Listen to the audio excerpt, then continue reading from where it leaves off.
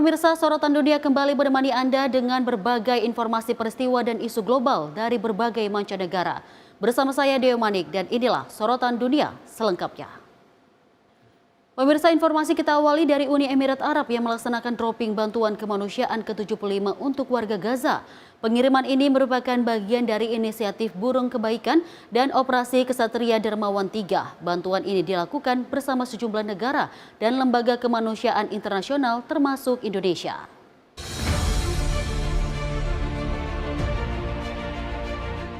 Rekaman video menunjukkan paket bantuan dimuat ke dalam kendaraan dan pesawat Angkatan Udara UEA sebelum diterjunkan ke sejumlah titik di Gaza. Warga terlihat berlari menuju lokasi pendaratan untuk mengambil bantuan. Seorang warga mengungkapkan rasa terima kasihnya kepada UEA dan pihak yang terlibat, seraya berdoa agar Tuhan membalas kebaikan mereka. Menurut kantor berita Emirat WAM, operasi ini dilakukan bersama Jordania dan didukung Jerman, Italia, Prancis, Belanda, Singapura, hingga Indonesia. Bantuan yang kebanyakan berupa suplai makanan ini disalurkan melalui lembaga dan organisasi amal Emirat. Total bantuan udara UEA telah mencapai lebih dari 4.012 ton makanan dan kebutuhan pokok. Di saat yang sama, militer Israel mengumumkan bahwa sesuai arahan kepemimpinan politik, mereka terus melakukan serangkaian langkah untuk meningkatkan respon kemanusiaan di Gaza dalam kerjasama dengan Jordania, UEA, dan sejumlah negara lainnya. Perang di Gaza meledak pada 7 Oktober 2023 saat Hamas melancarkan serangan ke Israel yang menyebabkan 1.139 orang tewas dan lebih dari 200 orang disandera. Sebagai balasan, Israel melakukan operasi militer di seluruh Gaza yang hingga kini menyebabkan 62.064 warga Palestina tewas dan 156.573 orang lainnya terluka. Tim redaksi Sinpo TV melaporkan. Kita lanjut informasi. Perayaan Dahi Mandi di India kembali digelar meriah pada Sabtu lalu. Para peserta membentuk piramida manusia hingga setinggi 12 meter untuk memperingati kelahiran Dewa Krishna. Meski dirayakan dengan sukacita, acara ini juga memakan korban jiwa.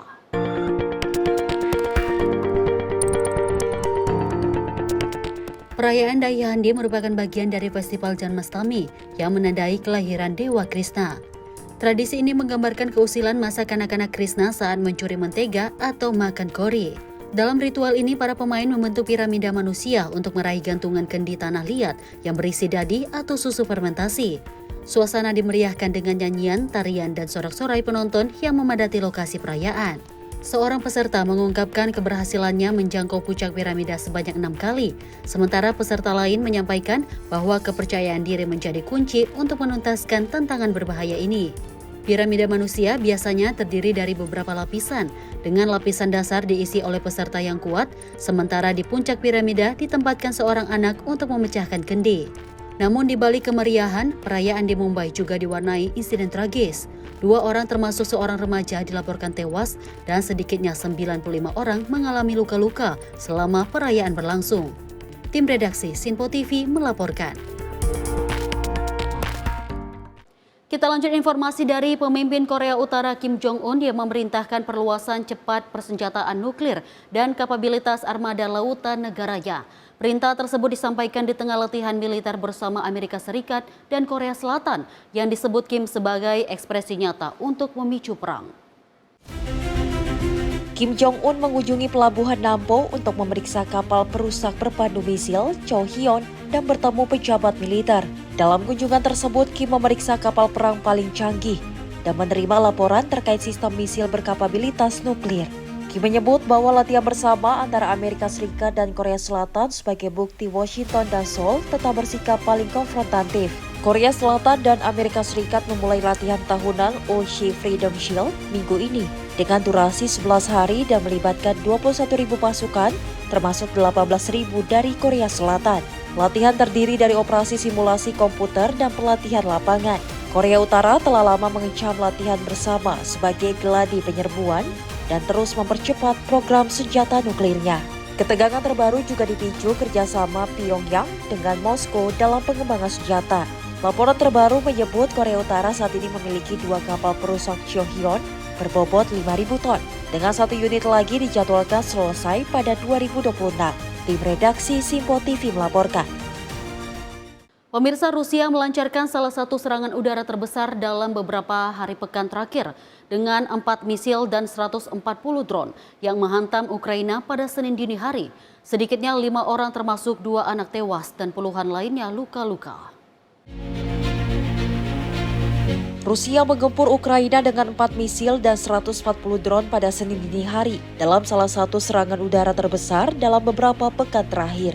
Sedikitnya 5 orang termasuk 2 anak tewas. Angkatan Udara Ukraina melaporkan berhasil menghancurkan 88 drone. Namun serangan tetap menghantam 25 lokasi di 6 wilayah. Zaporizhia menjadi salah satu yang paling parah terdampak serangan balistik Rusia.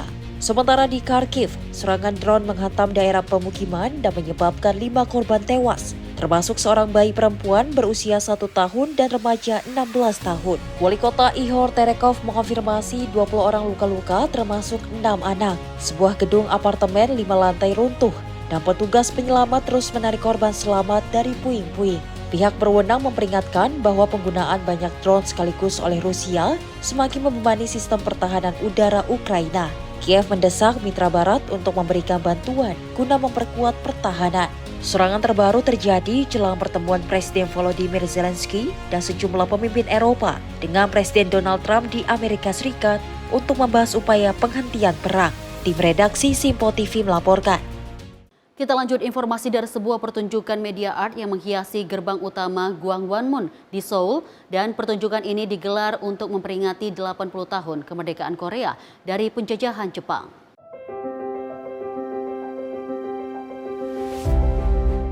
Gwanghwamun yang menjadi gerbang utama istana Gyeongbokgung di Seoul berubah menjadi kanvas sejarah dan cahaya dengan pertunjukan media art skala besar.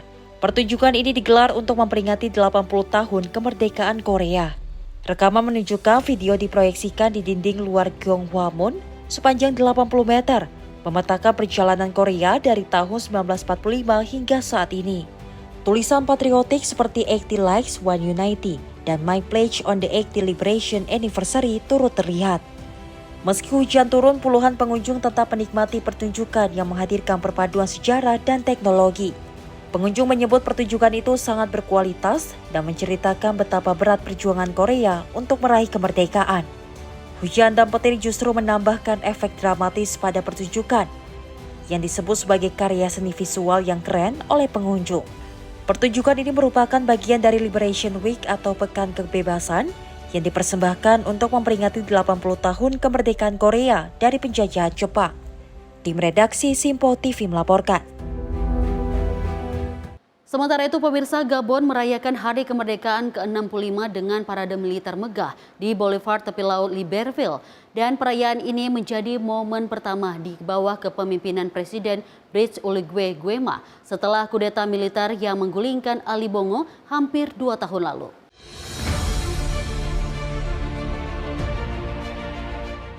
Rekaman menunjukkan kedatangan Presiden Oligui dengan konvoi kendaraan dinas disusul upacara khidmat lagu kebangsaan.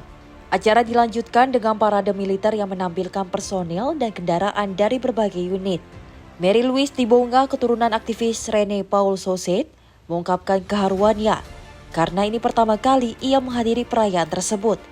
Ia menekankan pentingnya penghargaan bagi para pejuang kemerdekaan. Seorang delegasi khusus dari Balai Kota Libreville menyatakan bahwa perayaan ini merupakan yang pertama di bawah Republik Kelima, dan Presiden Republik telah menyiapkan segala sesuatu agar acara sukses. Sementara itu, Nikes Molombi, tokoh masyarakat sipil di sektor lingkungan, menyampaikan optimisme atas arah baru pemerintah Oligui untuk memajukan pembangunan Gabon. Namun ia mengingatkan agar kompetisi tidak berhenti pada retorika politik semata. Gabon memproklamirkan kemerdekaan dari Prancis pada 17 Agustus 1960. Mengakhiri puluhan tahun penjajahan dan memulai langkah menuju pemerintahan sendiri. Tim redaksi Simpo TV melaporkan. Pemirsa, badai Erin kembali mengganas. Badai kategori 4 ini diperkirakan akan memicu gelombang tinggi dan arus berbahaya di sepanjang pantai timur Amerika Serikat.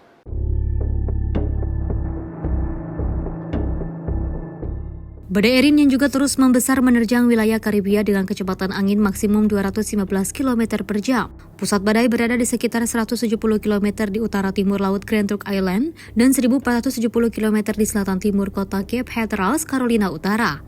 Pemerintah Bahamas mengeluarkan peringatan badai tropis untuk wilayah Bahamas Tengah, serta peringatan khusus untuk Turks dan juga Caicos, meski diperkirakan tak akan mendarat langsung. Ukuran badai yang semakin melebar akan berdampak pada kawasan pantai. Di Carolina Utara, otoritas darurat juga mengumumkan evakuasi di Pulau Hatteras yang terletak di gugus Pulau Outer Banks. Badan Meteorologi memperingatkan beberapa hari ke depan gelombang tinggi dan juga angin kencang dapat merusak jalur utama Highway 12 yang juga menghubungkan pulau-pulau tersebut. Kondisi ini meningkatkan risiko banjir bandang serta longsor di wilayah berbukit. Tim redaksi Simpo TV melaporkan. Kita lanjut informasi dari ratusan pramugari Air Canada yang turun ke jalan menolak perintah kembali bekerja. Aksi ini semakin membuat rencana operasi maskapai terbesar di Kanada terhambat.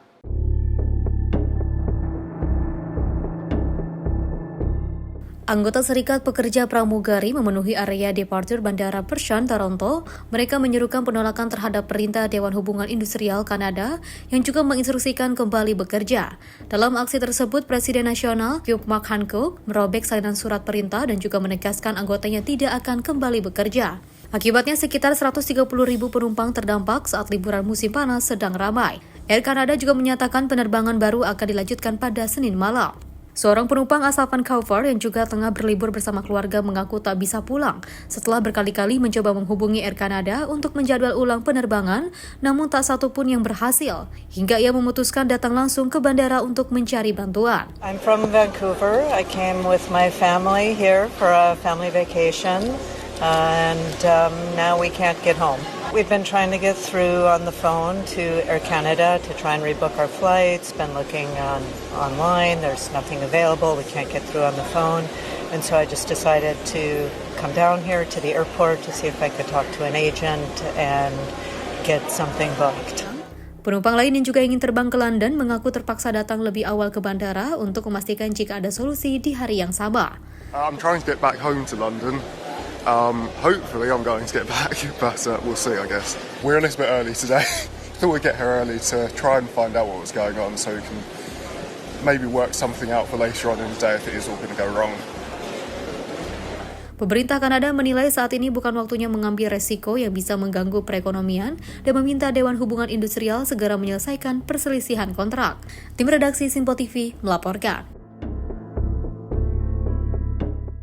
Pemirsa, Presiden Amerika Serikat Donald Trump menyebut pertemuannya dengan Presiden Rusia Vladimir Putin di Alaska berlangsung produktif namun belum menghasilkan kesepakatan final terkait perang Ukraina.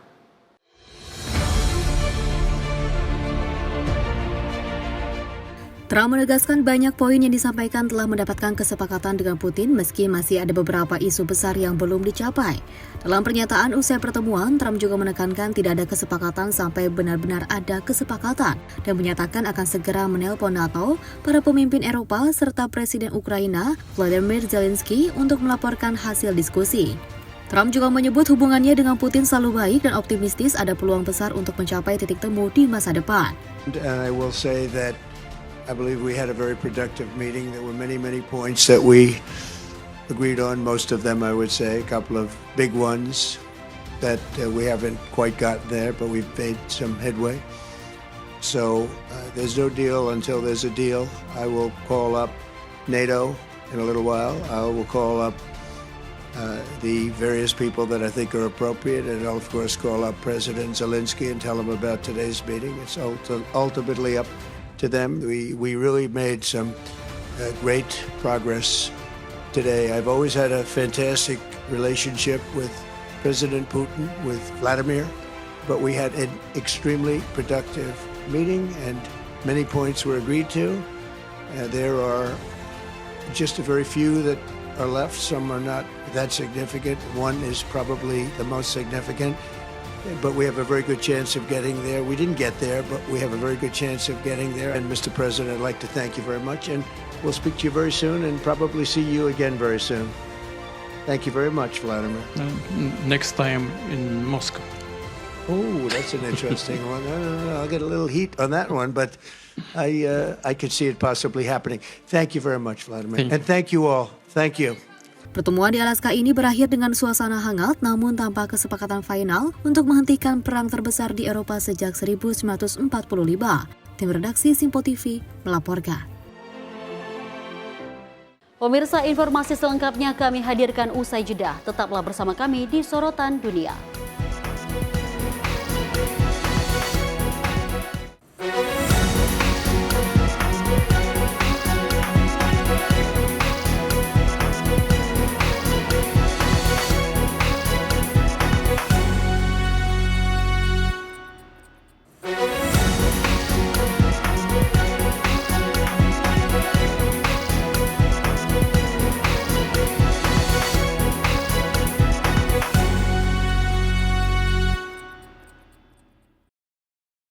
Terima kasih pemirsa, Anda kembali menyaksikan Sorotan Dunia dan informasi kita lanjutkan kembali.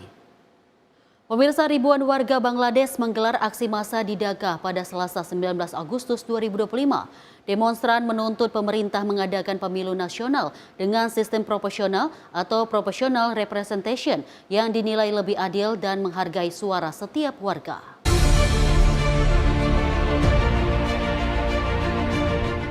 Dalam aksi tersebut, para demonstran mengibarkan bendera Bangladesh dan menyerukan slogan menolak pemilu dengan sistem First Past the Post atau FPTP. Mereka menilai sistem lama syarat kecurangan, mulai dari pencurian suara hingga politik uang. Seorang demonstran Muhammad Jamal mengatakan bahwa sejak kemerdekaan, pemilu di Bangladesh selalu cacat sistem dan menguntungkan penguasa lewat cara-cara kotor. Sementara itu, pengunjuk rasa lainnya, Masyur Ahmed Syaki, menegaskan pemerintah harus melakukan reformasi dan keadilan terlebih dahulu sebelum menyelenggarakan pemilu proporsional. Sejumlah demonstran juga menilai aparat keamanan tidak menunjukkan peran aktif, bahkan membiarkan tindakan kekerasan terjadi tanpa ada tindakan hukum. Saat ini, Bangladesh masih menggunakan sistem FPTP, di mana caleg dengan suara terbanyak langsung menjadi anggota parlemen. Berbeda dengan sistem proporsional yang menghitung suara berdasarkan partai dan mendistribusikan kursi sesuai presentasi suara.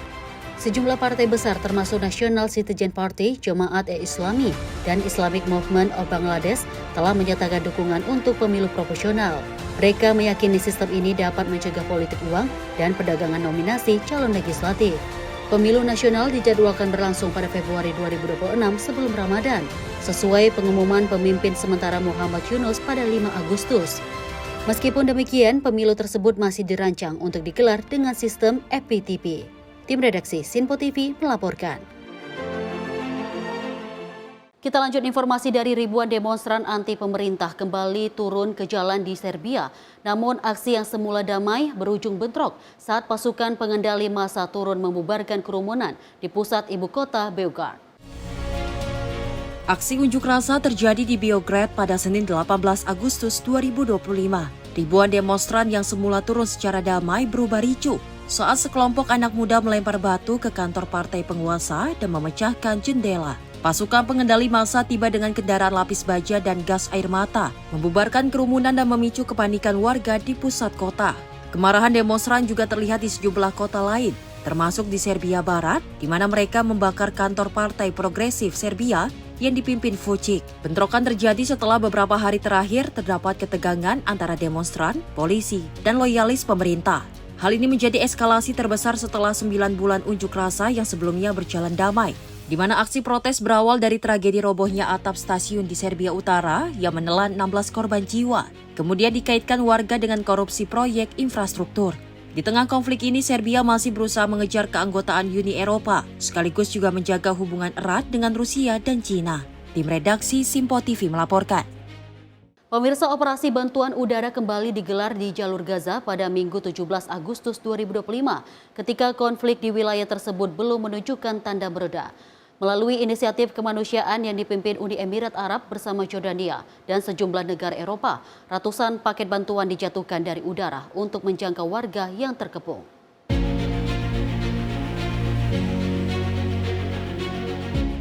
Operasi bantuan udara terus berlanjut di Gaza pada Minggu, meski militer Israel bersiap menguasai penuh wilayah enklave tersebut. Rekaman video menunjukkan sebuah pesawat kargo militer menjatuhkan paket-paket bantuan di sejumlah wilayah Gaza yang terkepung. Inisiatif bantuan ini disebut Burung Kebaikan, bagian dari operasi Chivalrous Night 3, yang juga dipimpin Uni Emirat Arab bersama Yordania, serta didukung Jerman, Italia, Belgia, Prancis, dan Singapura. Pada Jumat, militer Israel mengumumkan untuk pertama kalinya menggelar dropping bersama dengan Singapura yang mengirimkan 127 paket bantuan dari 7 negara.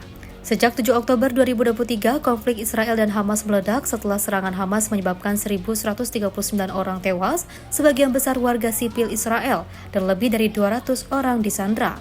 Sebagai balasan, Israel juga melancarkan kampanye militer berskala besar di Gaza. Menurut Kementerian Kesehatan Gaza, hingga saat ini sebanyak 61.944 orang Palestina dilaporkan tewas dan 155.886 orang menderita luka-luka. Tim redaksi Simpo TV melaporkan. Pemirsa, Satgas Garuda Merah Putih II melaksanakan penerjunan bantuan kemanusiaan untuk rakyat Gaza Palestina bertepatan dengan hari ulang tahun ke-80 kemerdekaan Republik Indonesia.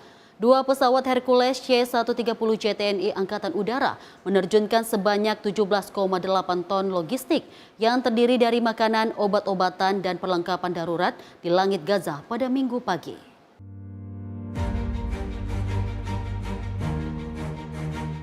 Dua pesawat Hercules C-130 JTNI Angkatan Udara dari Skadron Udara 31 yang sebelumnya tiba di Yordania melaksanakan misi airdrop di langit Gaza. Sebanyak 66 personel gabungan dipimpin dan Satgas, Kolonel Penerbang Pugo Julianto terlibat dalam operasi ini. Dalam momen penuh haru, langit Gaza dihiasi payung-payung parasut yang membawa paket bantuan kemanusiaan seberat 17,8 ton. Jumlah tersebut menjadi simbol tanggal bersejarah 17 Agustus 1945. Bantuan yang diterjunkan meliputi makanan siap saji, obat-obatan, perlengkapan darurat, serta kebutuhan lainnya. Pemandangan dramatis langit Gaza yang dihujani bantuan Indonesia menjadi simbol nyata persahabatan dan solidaritas lintas bangsa. Misi ini sekaligus meneguhkan pesan bahwa kemerdekaan sejati adalah saat suatu bangsa yang merdeka mampu berbagi semangat dan harapan dengan bangsa lain yang masih berjuang. Tim Simpo TV melaporkan. Pemirsa, puluhan ribu warga Israel turun ke jalan-jalan di Tel Aviv untuk menyerukan diakhirinya perang di Gaza.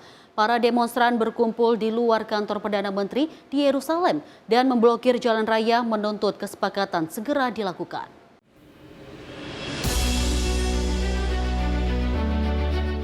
Ribuan warga Israel di seluruh Israel turun ke jalan memprotes rencana pemerintah Israel untuk memperluas operasi militer di jalur Gaza.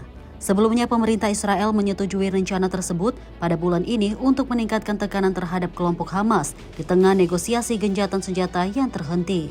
Penyelenggara unjuk rasa mengatakan hampir 1,5 juta orang berpartisipasi dalam demonstrasi di kota komersial terbesar Israel, Tel Aviv. Ayah seorang sandera menyerukan agar para sandera dibebaskan dan konflik diakhiri. Ia mengatakan bahwa para sandera kelaparan dan ketakutan serta tidak punya waktu lagi. Para demonstran berkumpul di luar kantor Perdana Menteri di Yerusalem dan memblokir jalan raya. Mereka menuntut kesepakatan segera. Perdana Menteri Benjamin Netanyahu mengkritik para pengunjuk rasa. Hamas menginginkan gencatan senjata di Gaza untuk menjamin penarikan penuh Israel. Mereka memberi sinyal akan menyerahkan sebagian kekuasaan, tetapi menolak tuntutan Israel untuk melucuti senjata. Tim redaksi Simpo TV melaporkan. Sementara itu, pemirsa, Presiden Ukraina Volodymyr Zelensky membawa sejumlah pemimpin Eropa untuk bertemu dengan Presiden Donald Trump di Gedung Putih. Langkah ini dipandang sebagai upaya menunjukkan solidaritas melawan Rusia.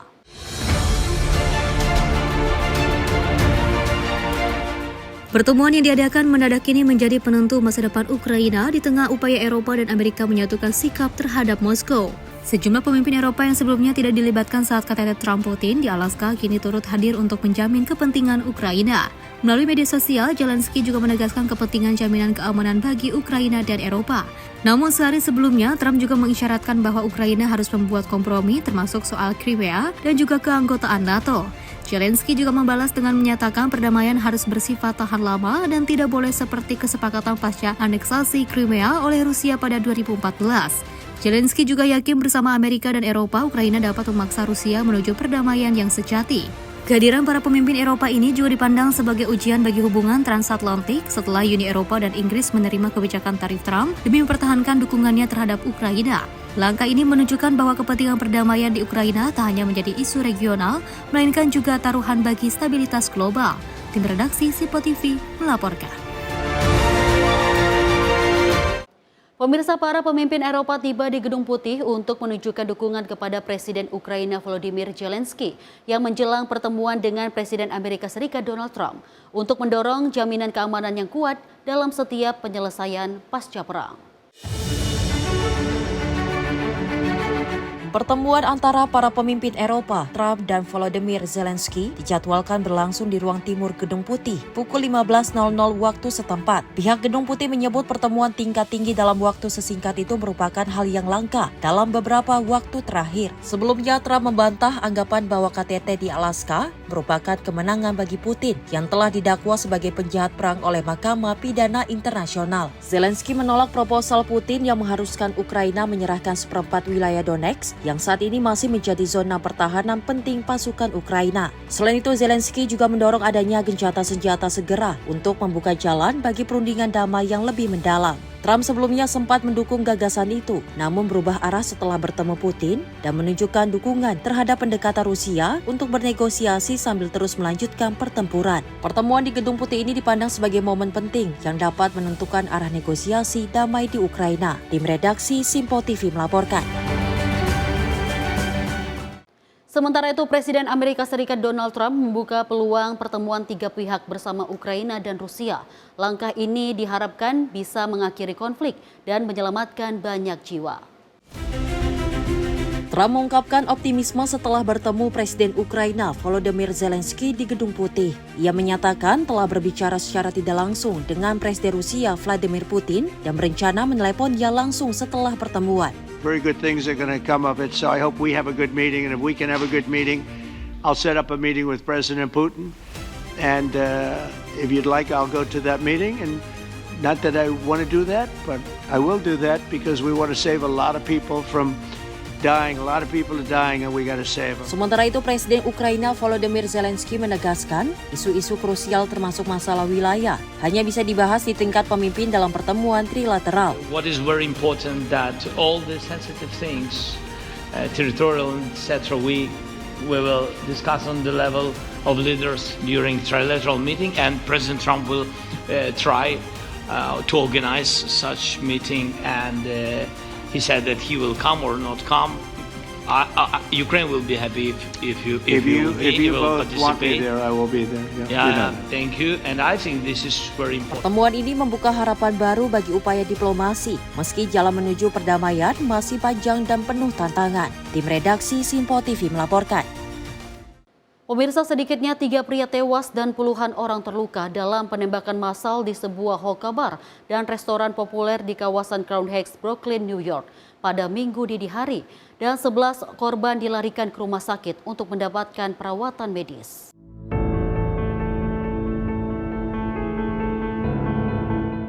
Rekaman memperlihatkan pasukan polisi dalam jumlah besar berada di lokasi sesaat setelah insiden terjadi. Laporan menyebutkan penembakan terjadi beberapa saat sebelum pukul 3:30 waktu setempat. 8 pria dan 3 wanita dilaporkan dirawat di rumah sakit dengan luka yang tidak mengancam jiwa. Sementara 3 orang dilaporkan meninggal dunia akibat insiden ini. Komisaris NYPD Jessica Tisch menyatakan bahwa ada lebih dari 1 pelaku dalam insiden ini. Polisi mengumpulkan sedikitnya 36 selongsong peluru di TKP dan juga sebuah senjata api juga ditemukan di sekitar lokasi meski hubungannya dengan penembakan masih diselidiki. Hingga kini belum ada pelaku yang ditangkap. Penyelidik juga masih memeriksa rekaman CCTV dan juga keterangan saksi untuk mengungkap identitas pelaku dalam penyelidikan yang juga terus berlangsung. Tim redaksi Sipo TV melaporkan. Kita lanjut informasi dari Tribunal Suprema Elektoral atau TSE Bolivia yang mulai menghitung suara hasil pemilihan umum 2025 setelah tempat pemungutan suara di dalam dan luar negeri resmi ditutup pada Minggu malam waktu setempat.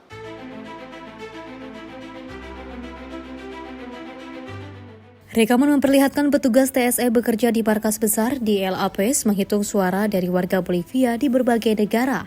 Menurut TSE, tempat pemungutan suara di Inggris, Belgia, Jepang, dan Belanda telah ditutup pada pukul 14.00 waktu setempat.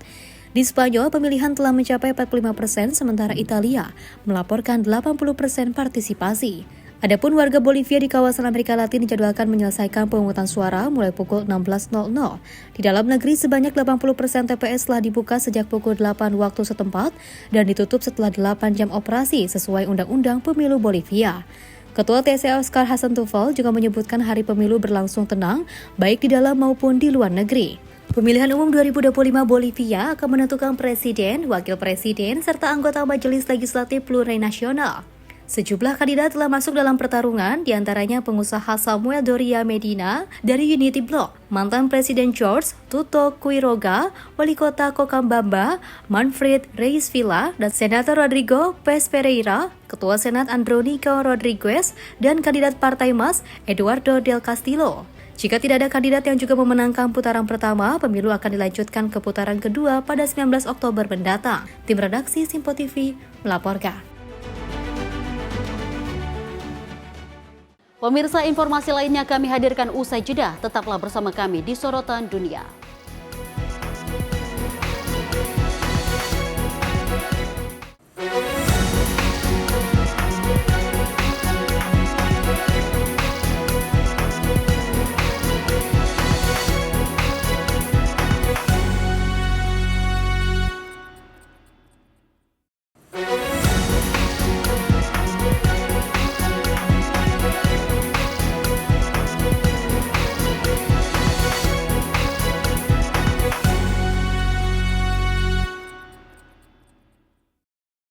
Terima kasih pemirsa, Anda kembali menyaksikan Sorotan Dunia dan informasi kita lanjutkan kembali.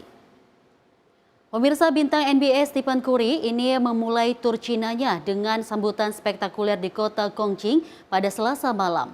Dan ribuan penggemar tumpah ruah di jalan untuk menyambut kehadiran sang juara 4 kali NBA.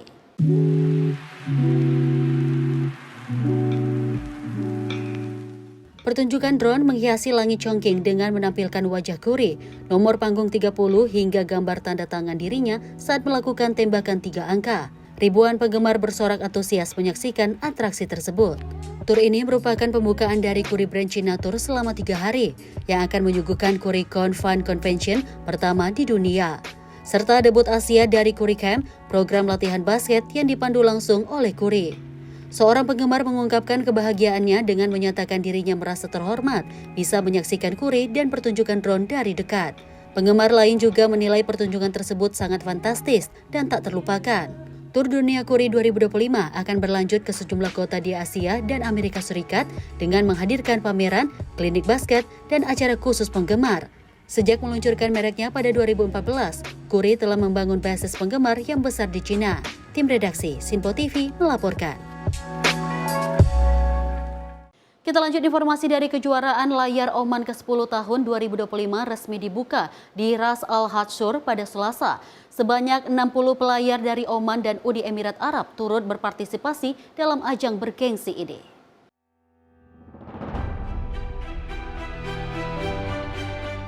Kejuaraan layar Oman ke-10 tahun 2025 yang diselenggarakan oleh Oman Sail resmi dimulai di Ras Al Khatsur pada Selasa. Ajang ini mempersatukan 60 pelayar dari Oman dan Uni Emirat Arab. Rekaman gambar menunjukkan perahu para peserta dan perahu penyelamat berlayar di lautan saat lomba dimulai. Suasana juga terlihat saat para peserta melakukan persiapan jelang start. Seorang peserta asal Oman mengungkapkan bahwa kompetisi ini tidak akan mudah. Setiap pelayar harus mengandalkan pengalaman kebugaran dan konsentrasi selama balapan. Dalam pernyataan resmi, penjabat Direktur Jenderal Sailing Oman Sail Abdulaziz bin Salem Al Saidi menegaskan bahwa kejuaraan ini menjadi ajang bergengsi di kalender olahraga tahunan. Ia juga menyambut baik partisipasi pelayar muda dari Uni Emirat Arab dan menekankan pentingnya memberikan kesempatan kepada generasi penerus untuk menunjukkan kemampuan mereka. Kejuaraan yang berlangsung selama 4 hari ini terdiri atas berbagai kelas lomba seperti Optimis, ELC F4, ELC S6, ELC S7, dan 90 years. Para peserta akan menghadapi kondisi maritim yang menantang sebagai ujian keterampilan dan ketahanan. Di sisi lain, kejuaraan ini juga menghidupkan kembali warisan maritim yang kaya di wilayah Sur dan Ras Al Khat, daerah yang secara historis terkenal dengan tradisi pembuatan kapal. Tim redaksi Simpo TV melaporkan. Pemirsa, kita lanjut informasi dari kota Davao di Filipina berubah menjadi panggung tarian musik dan ungkapan syukur melalui festival kedayawan yang digelar pada minggu lalu. Serta ribuan orang memadati kota untuk menyaksikan pertunjukan warna-warni dari suku asli hingga atraksi budaya yang menunjukkan kekayaan alam dan keberagaman budaya Davao.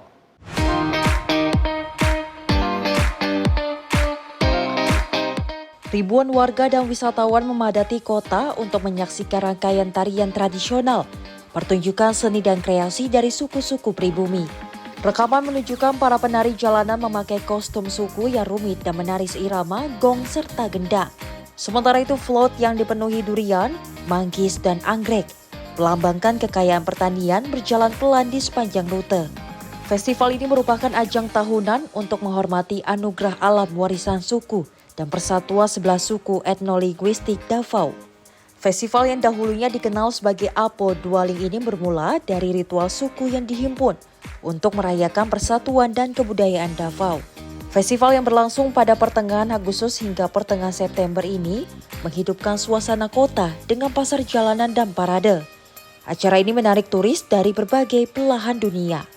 Festival Kadayawan sendiri dinamai oleh mantan wali kota dan Presiden Filipina, Rodrigo Duterte pada tahun 1988. Festival ini menghormati ikon Davao yaitu Gunung Apo, buah durian, dan bunga waling-wali.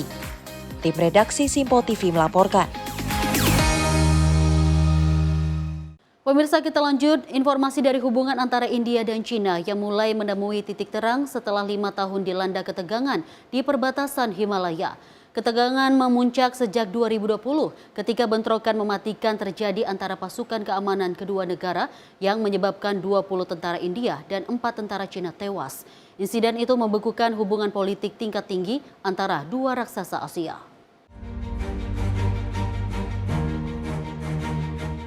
Dalam pertemuannya di New Delhi, Menlu India Subrahmanyam Jaishankar menyerukan pentingnya deeskalasi untuk mendorong hubungan bilateral ke arah positif. Jaishankar menegaskan kedua negara harus membangun kerjasama berdasarkan saling menghormati dan kepentingan bersama demi mencegah perbedaan menjadi sumber konflik. This requires a candid and constructive approach from both sides. In that endeavor, we must be guided by the three mutuals: mutual respect, mutual sensitivity, and mutual interest.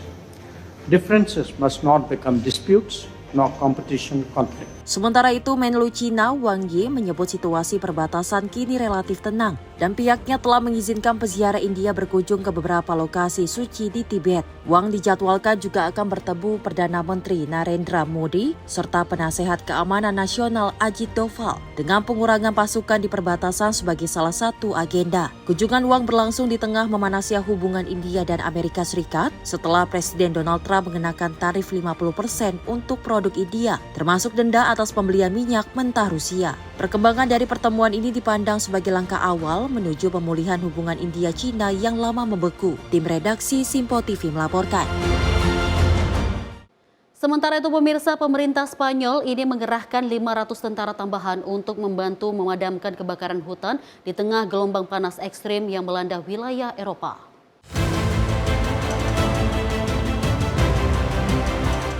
Perdana Menteri Pedro Sánchez mengumumkan penambahan pasukan ini di atas 1.400 prajurit yang sudah diterjunkan sebelumnya. Fokus utama penanganan adalah di wilayah Galicia yang saat ini menghadapi 12 titik api besar dekat kota Orense. Otoritas setempat menegaskan sejumlah rumah masih terancam sehingga dilakukan evakuasi dan penguncian wilayah. Kebakaran yang juga sudah berlangsung lebih dari sepekan ini diperparah suhu ekstrim hingga 45 derajat Celcius, menjadikan risiko api semakin besar di sebagian besar kawasan Spanyol. Data Uni Eropa menyebutkan hingga tahun ini kebakaran hutan telah melahap 158.000 hektar lahan di Spanyol atau setara dengan luas metropolitan London. Ilmuwan menilai perubahan iklim memicu semakin sering dan juga parahnya kekeringan sehingga Eropa kini semakin rentan terhadap bencana kebakaran. Gelombang panas yang belum berakhir menjadi ujian terberat bagi Spanyol tahun ini, sekaligus mengingatkan dunia akan dampak nyata perubahan iklim yang semakin mengancam kehidupan. Tim redaksi Simpo TV melaporkan. Pemirsa, ratusan lentera menghiasi Taman Yusufov di Saint Petersburg pada Jumat malam. Festival Dreamfest membawa suasana magis dengan pedar lampu di atas permukaan air.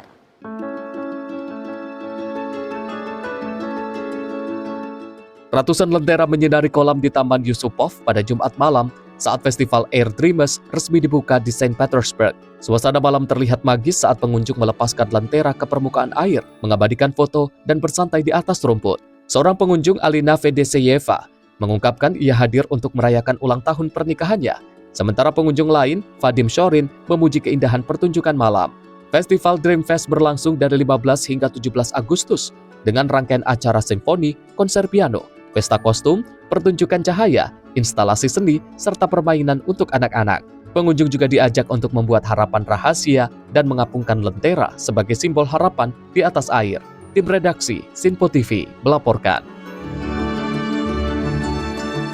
Kita beralih dengan informasi lainnya, pemirsa. Dari CEO Danantara Rosan Roslani yang melakukan tinjauan langsung ke Mekah untuk melihat lokasi pembangunan Kampung Haji. Selama 3 hari, Rosan meninjau 10 opsi lokasi dan menerima berbagai masukan dari developer dan kontraktor.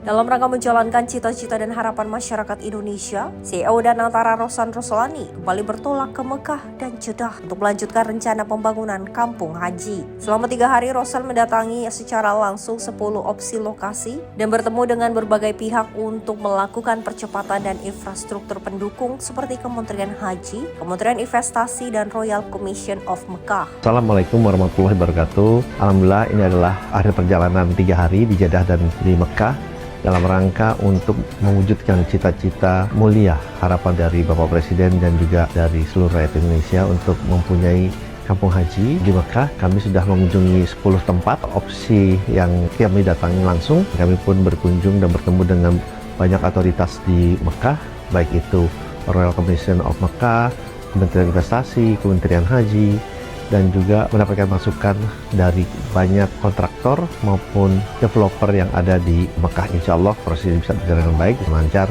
dan harapan dari rakyat Indonesia dan Bapak Presiden bisa kita wujudkan dengan segera. Terima kasih. Wassalamualaikum warahmatullahi wabarakatuh.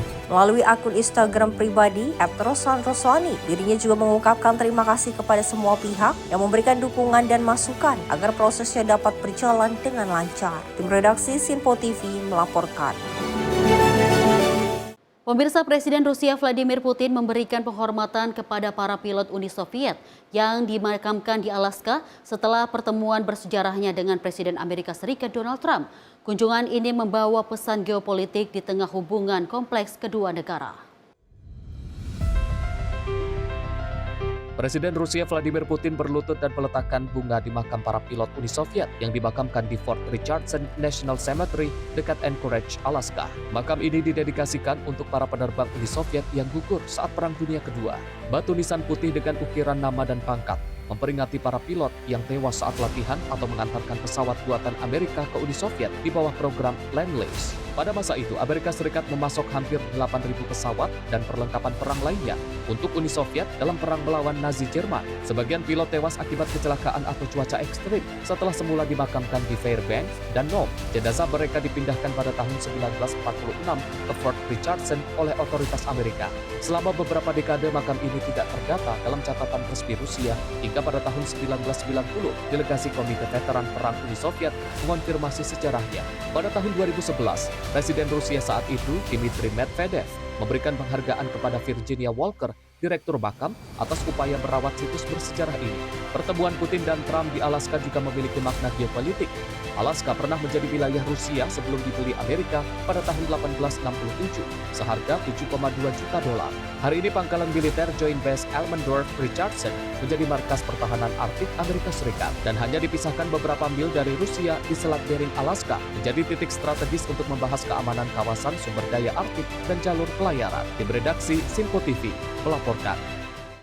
Pemirsa, sebuah helikopter pemadam buatan Rusia yang diawaki kru Kementerian Dalam Negeri Serbia terlibat membantu memadamkan kebakaran hutan di wilayah Dorfovici Rogami, pinggiran kota Podgorica, Montenegro.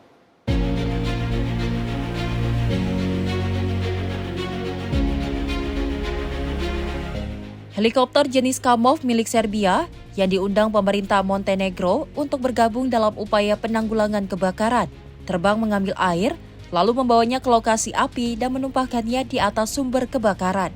Kementerian Dalam Negeri Serbia menyatakan helikopter tersebut telah beroperasi sejak pagi hari dan telah menumpahkan 248 ton air untuk memadamkan api. Dalam pesan resmi, kementerian menegaskan selalu siap membantu karena solidaritas tak mengenal batas. Kebakaran hutan di sepanjang pantai Adriatik Montenegro telah memasuki hari kedua pada Selasa 12 Agustus 2025. Seiring suhu yang terus meningkat, petugas pemadam berjuang melawan api di beberapa lokasi, termasuk Piperi, Kuci, Bulgarika, dan Bijelo Polje. Pejabat tinggi darurat Nikola Bojanovic menyebut situasi tersebut sebagai kasta tropik. Sejumlah wilayah dilaporkan melakukan evakuasi warga. Tim redaksi Simpo TV melaporkan. Pemirsa, banjir besar melanda wilayah Ibrahim di Pakistan Utara dan meninggalkan kerusakan luas serta ratusan korban jiwa. Otoritas setempat melaporkan lebih dari 340 orang telah meninggal dunia akibat bencana tersebut.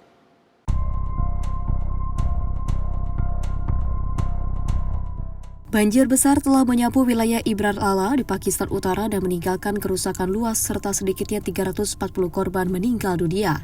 Rekaman pada Sabtu menunjukkan rumah-rumah hancur jadi puing atau sebagian ambruk, sementara warga terpaksa menyeberangi genangan dengan menggunakan papan kayu sebagai jembatan darurat. Otoritas Manajemen Bencana Nasional Pakistan melaporkan pada Sabtu, jumlah korban meninggal akibat banjir meningkat menjadi 344 orang. Dengan mayoritas korban berada di Provinsi Khyber Pakhtunkhwa yang terdiri dari 36 distrik termasuk Buner. Sebelumnya jumlah korban dilaporkan 320 orang. Departemen Meteorologi memperingatkan akan terjadinya hujan lebat lanjutan di wilayah barat laut dan mengimbau warga untuk menghindari keberadaan yang tidak perlu di daerah rawan. Setiap tahun Pakistan dilanda hujan monsun intens antara Juli hingga September yang sering menyebabkan kerugian jiwa dan harta. Komunitas pedesaan dan juga pegunungan merupakan yang paling rentan akibat kepadatan dan buruknya infrastruktur dan drainase. Tim redaksi Simpo TV melaporkan. Kita lanjut informasi dari Menteri Luar Negeri Pakistan Ishaq Dar dan Menteri Luar Negeri China Wang Yi. Ini menghadiri pertemuan tingkat tinggi di Kabul yang juga dihadiri pejabat Taliban. Ketiga pihak berkomitmen untuk memperkuat kerjasama pemberantasan terorisme serta mendorong kolaborasi di bidang perdagangan, transit, dan pembangunan regional.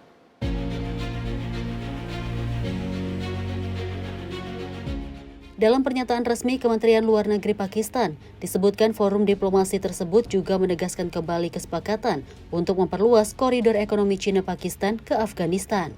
Koridor ekonomi ini selama ini menghubungkan wilayah Xinjiang di Cina Barat dengan pelabuhan Gwardar di Laut Arab. Otoritas Pakistan berharap proyek ini akan menarik investasi Cina untuk membantu memulihkan ekonomi yang terpuruk. Perluasan ke arah Afghanistan juga diharapkan dapat meningkatkan perdagangan dengan negara-negara Asia Tengah. Pertemuan di Kabul ini berselang lebih 1 bulan setelah Rusia menjadi negara pertama yang secara resmi mengakui pemerintah Taliban. Meski belum ada negara lain yang memberikan pengakuan resmi, Taliban telah menjalin pembicaraan tingkat tinggi dengan sejumlah negara, termasuk Cina dan Uni Emirat Arab. Tim redaksi Simpo TV melaporkan. Pemirsa, sebuah meteor terang melintasi langit malam di wilayah barat Jepang pada Selasa 19 Agustus 2025 pukul 11 malam waktu setempat. Fenomena ini terekam jelas oleh kamera dashboard seorang pengemudi di wilayah Kagoshima. Cahaya terang menyilau di langit Jepang membuat malam seolah berubah menjadi siang hanya dalam hitungan detik. Fenomena ini terjadi akibat gesekan hebat saat meteor memasuki atmosfer, menurunkan kecepatannya secara drastis dan menghasilkan kilau putih yang terang. Para ahli memperkirakan meteor ini berasal dari sabuk asteroid dan akan berakhir di Laut Selatan Kyushu. Pengamat langit menyebut fenomena fireball seperti ini jarang terjadi, namun selalu menjadi pengingat betapa menakjubkannya langit malam yang terus bergerak. Tim redaksi Simpo TV melaporkan. Kita lanjut informasi dari sepasang anak panda kembar Jaja dan Dede yang merayakan ulang tahun pertama mereka di Ocean Park pada Jumat lalu.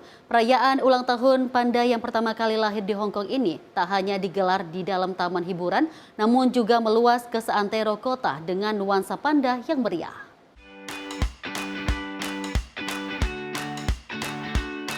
Ratusan pengunjung berkumpul di kandang Giant Panda Adventure.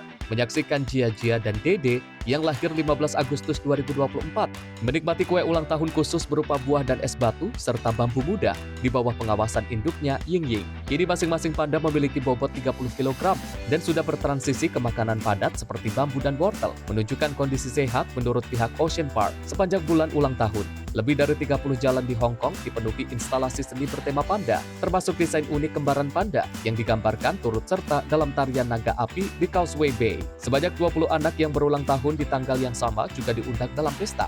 Mereka mendapatkan koin emas dan paket hadiah. Film dokumenter tentang perkembangan Jia dan Dede diumumkan akan tayang pada 2026 dan kandang baru untuk keduanya sedang dipersiapkan di samping Giant Panda Adventure yang dijadwalkan selesai 2027.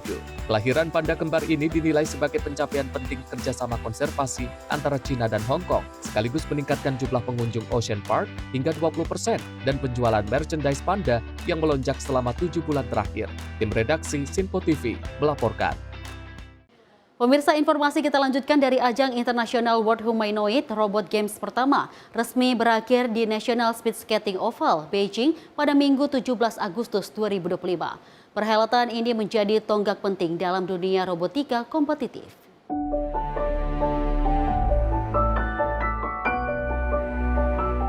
Rekaman hari terakhir menunjukkan robotan humanoid berlaga di berbagai cabang, mulai dari lari cepat, sepak bola, hingga tinju.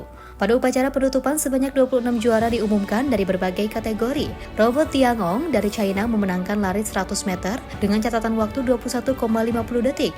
Sementara tim Vulkan dari Universitas Tsinghua mengalahkan Jerman 1-0 untuk merebut gelar juara sepak bola 5 lawan 5. Rekaman upacara penutupan juga menunjukkan perangkat Intelligent Core yang juga turun perlahan di atas panggung menandai berakhirnya ajang ini. Menurut panitia, World Humanoid Robot Games 2025 menghadirkan lebih dari 300 tim dari 10 negara dan wilayah dengan lebih dari 500 robot humanoid berkompetisi dalam 26 nomor pertandingan dan 487 laga.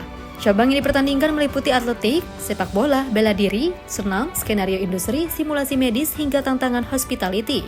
Sejumlah perusahaan robotika terbesar di China termasuk Unitree, Booster, Xiaomi, Xpeng, dan Agibot turut memperkenalkan model robot humanoid mereka dalam acara ini. World Humanoid Robot Games 2025 merupakan bagian dari rangkaian World Robot Conference yang juga digelar di Beijing awal bulan ini dengan menghadirkan lebih dari 200 peserta pameran dan 30 pakar internasional. Penyelenggara mengumumkan edisi kedua World Humanoid Robot Games akan kembali digelar di Beijing pada Agustus 2026. Tim redaksi Sinpo TV melaporkan. Dan pemirsa, informasi tadi menutup perjumpaan kita di Sorotan Dunia. Saya Dewi Manik dan mewakili kru yang bertugas pamit. Terima kasih atas kebersamaan Anda. Sampai jumpa.